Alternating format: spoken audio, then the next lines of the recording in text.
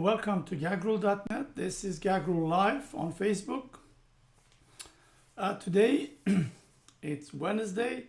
I'm taking on Barzani's gamble and fail of keeping Kirkuk within Kurdistan.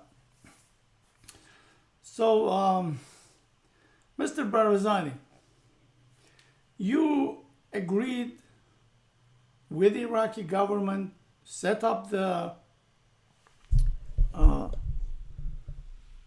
their constitution, the president of Iraq will be Kurd, and you have your self-government, parliament, your flag, your oil, all that enchilada. But now you wanted to call referendum, and you had no plan A, neither plan B. So basically, you screwed up, Mr. Barzani. You listen to this guy. This is the guy you listen to him. He gave you the green light.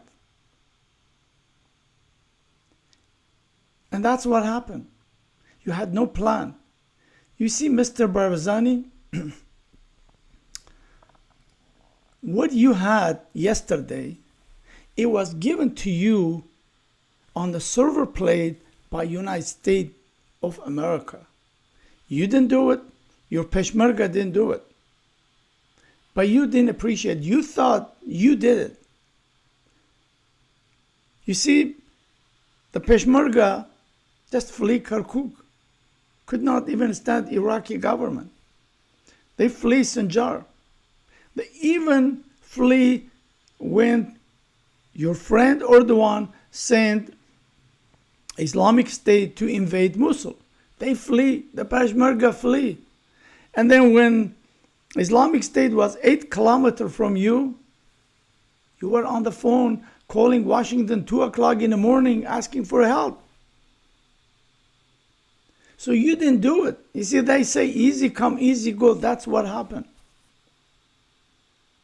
You see, Mr. Barzani, your root is from the so-called Turkey.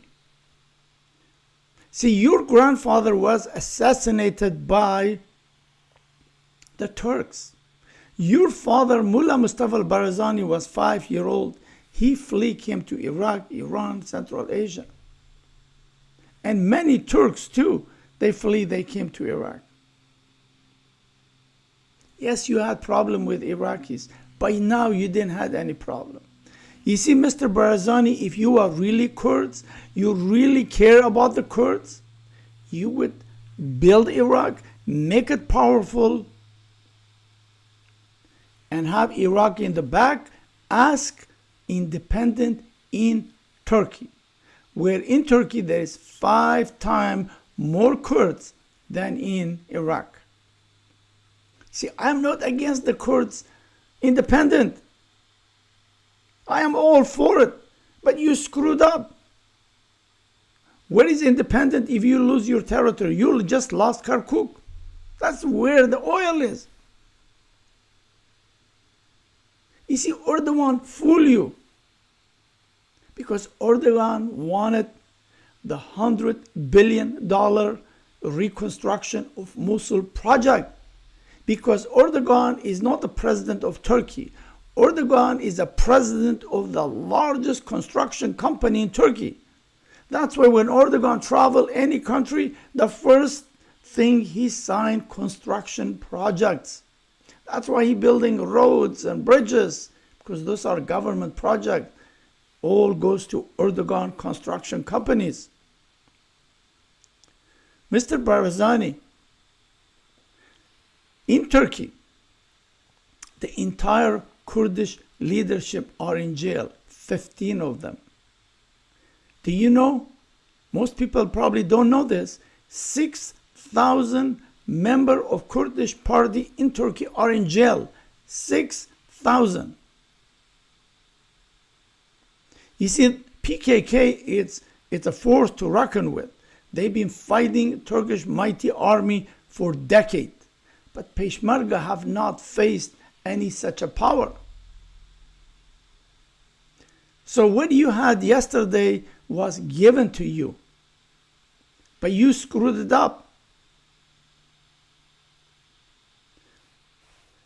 You know that. You see, look at here. You are surrounded by Iran, Turkey, Syria, Iraq. How about if Soleimani tomorrow wants to join Iraq? Say, we don't want to be part of Kurdistan. What are you going to do? You're going to be a president of Republic of Erbil. You see, Mr. Barzani, the Turkish rulers are evil. That's why you listen to this evil. He did that to you. He wanted to do it because the Turks want to conquer both Iraq and Syria. They want the destruction of Iraq. They want destruction of Syria. And you played in their hands. And you screwed it up. The only leverage that you have on the Iraqis is because the internet is going through Kurdistan. But Iraq could find, because Iraq has lots of sources through Jordan, through the Gulf, through Iran, many places could do. But you are landlocked. You cannot do anything. You see, Erdogan is not gonna, I doubted Erdogan closed border on you because you are now hostage in the jaws of Erdogan. Why would he do that? He owns you now because you can't go nowhere. Let me show you this about the Turks so you understand. This is Davutoglu, the former prime minister, what he said. He says the nation state established after the breakup of Ottoman Empire are artificial creation, and Turkey must now carve out its own. That's why they brought those terrorists. That's why they sent them to Syria and Iraq and everywhere, because they want to get this Iraq, Syria back. And in fact, all Balkans. In fact, here is another thing about Erdogan. He fervently believed that the Arab Spring had finally provided Turkey with a historical opportunity to put these ideas into practice. What was the ideas?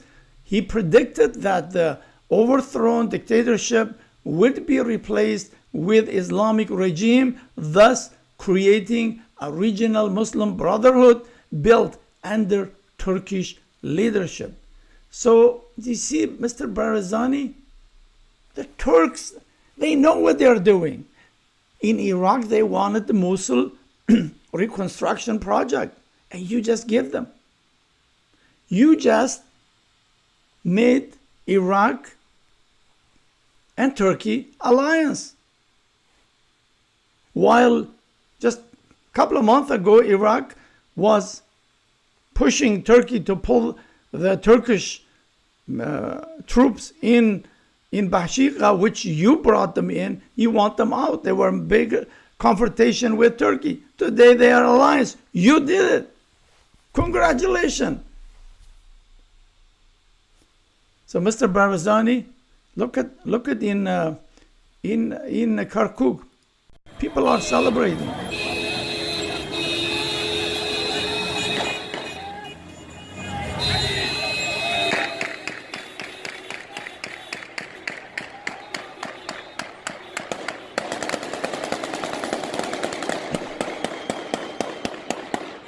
As surprising as this might be, this actually is a celebration right now.